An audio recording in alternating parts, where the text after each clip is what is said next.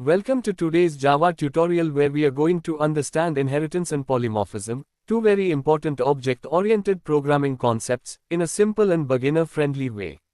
Inheritance allows one class to acquire the properties and methods of another class. In Java, this means a child class can reuse the code written inside a parent class, which helps us avoid writing the same code again and again. Because of this, inheritance improves code reusability, saves time, and makes programs easier to read and maintain. A simple real-life example of inheritance is a child inheriting qualities from parents, such as habits or skills. In Java, inheritance is implemented using the extends keyword. When a class extends another class, it automatically gets access to its methods and variables. For example, imagine a parent class called animal that has a method named eat.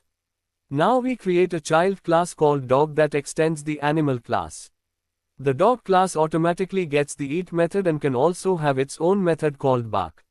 When we create a dog object, we can call both eat and bark.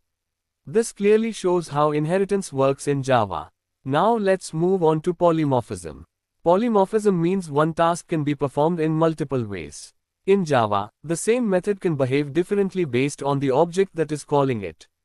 A real-life example of polymorphism is one person playing different roles. The same person can be a teacher, a parent, and a friend at different times.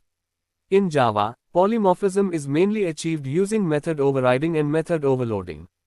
Method overriding happens when a child class provides its own version of a method that already exists in the parent class. For example, if the animal class has a method called sound, the dog class can override this method to print dog barks instead of the generic animal sound. This leads to runtime polymorphism.